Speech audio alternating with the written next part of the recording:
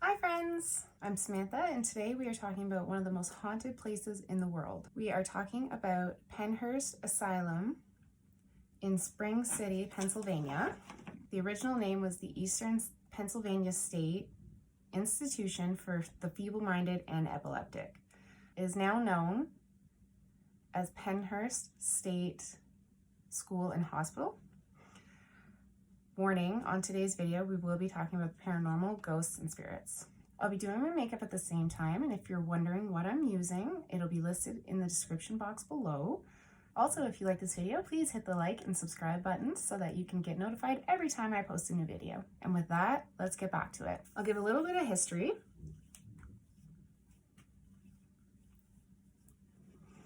Pennhurst State and School opened on November 23rd, 1908. That was a long time ago. At the time of the opening, it was equipped and funded for about 500 patients. Within 4 years of opening, it was already overcrowded. Pennhurst has at least 20 buildings, including a school, dormitories, a power plant, a railway station, a general store, and an asylum.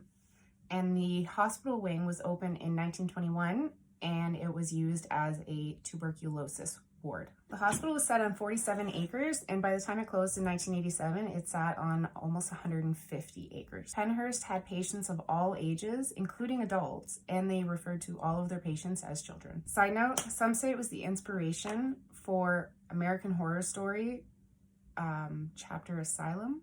In 1968, a documentary came out entitled Suffer the Little Children. It was broadcasted on CBS, and it showed the decrepit conditions that the patients were living in.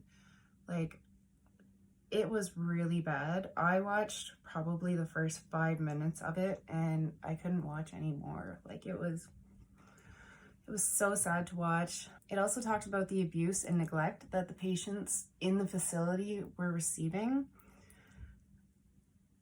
It's really bad and extremely sad. So it's not really something I'm going to talk about on my channel today.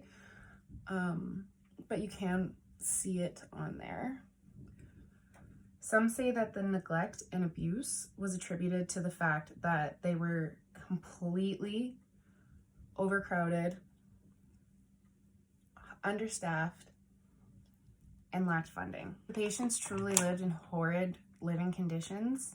Like, it's really sad. In 1984, a lawsuit entitled Pennhurst State School and Hospital versus Halderman called for the closure of Pennhurst. I'm definitely glazing over the horrors that occurred there. There are so many accounts from the patients that just ripped my heart out, and I really don't want to tell them on my channel. They're all outlined in the lawsuit, and you can find it online. The living conditions were supposedly so putrid, with roaches, rats, and flies. I can't even imagine what these poor patients went through. They closed the doors in 1987, but they weren't just empty buildings. For a time, Pennhurst had many squatters living inside of the buildings, and then they found out that some of them were actually patients that had returned because they had nowhere else to go. There are also thought to be restless spirits that stayed behind. Hauntings. The Mayflower building is supposed to be the most haunted. According to a medium, there's a demonic presence in the building. Sometimes a phantom girl laughs, and there is a ghost of a little boy named Howie who has a toy Fisher-Price plane that he likes to play with, but he really doesn't like it if anybody else touches it. There's what is known as a shadow man whose name is Fisher, and he likes to hang out in the common room. There's also reports of a ghost nurse who pokes people with what feels like a sharp needle. I read Tamara Lawrence's book, Ghosts of Mayflower, recently, and it talks about when she worked there as in part of the new attraction that they have going on. In hers and other colleagues' experiences, there's a little girl there named Mary who likes to hang out in the art room, and that's where the nurse hangs out as well, I guess. So Tamara worked on the second floor of Mayflower, and she said that people have been poked, prodded, and pushed, and she can hear spirits laughing. She can hear things moving around on the 3rd floor above her, which is supposed to be quite haunted as well. And there are many accounts of people getting their hair pulled, and they think that it's coming from the Shadow Man.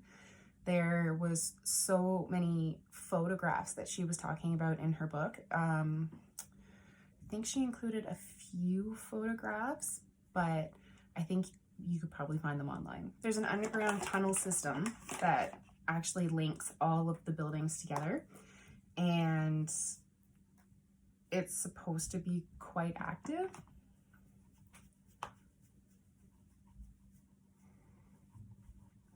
The tunnels were used to transport food, patients, and supplies. And when asked if the patients were living or passed on, they just said that they were all patients.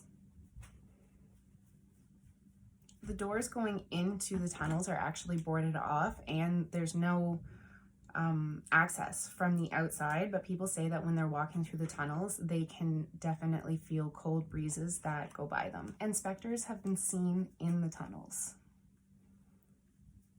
Quaker building with the quote-unquote worst patients, that's where they stayed. Criminals were sometimes housed there, and supposedly the building is quite active. People have seen numerous shadows, doors open and close by themselves. There's a rocking chair that moves by itself. There have been items that, in their words, propelled across the basement. One of them was a pry bar that just flew across the basement by itself. A young hunched over girl with long black hair and dangling arms can be seen. Supposedly there is a janitor there, and his name is Skippy, and I guess he really doesn't like women. A lot of people who've gone near this janitor have had their hair pulled, or they've been poked or pushed, and it's been mostly women. The infirmary is supposed to be haunted as well, but I couldn't actually find any stories about that online. All over the campus, people have experienced phenomenon such as hearing screams, vomiting, shouting, being pinched, poked, pushed, doors open and close on their own.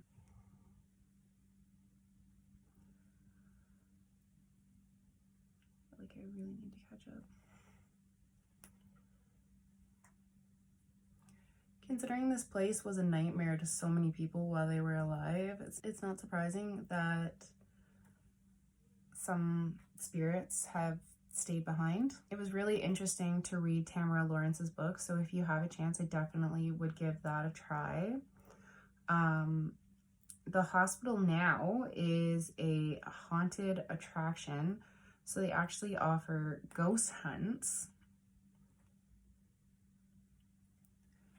on the property, so you can actually go out with your own ghost hunting equipment.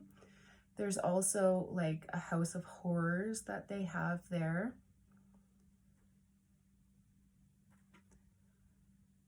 So it's basically like a big giant haunted house, but it's themed as like a haunted hospital, I guess.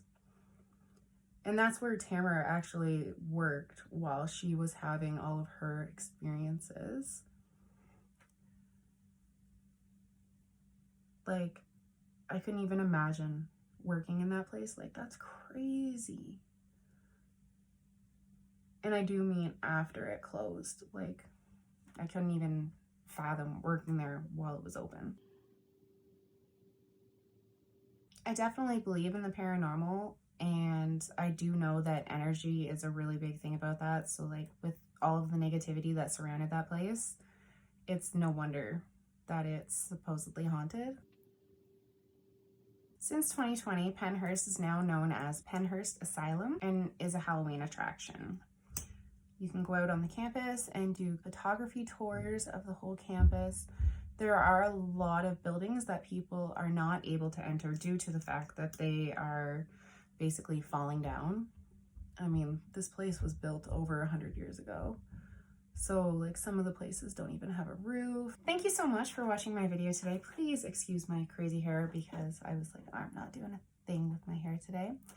If you like this video, please give it a thumbs up and hit that subscribe button so that you can get notified every time I put up a new video. Please leave a comment below and I will see you guys in my next video.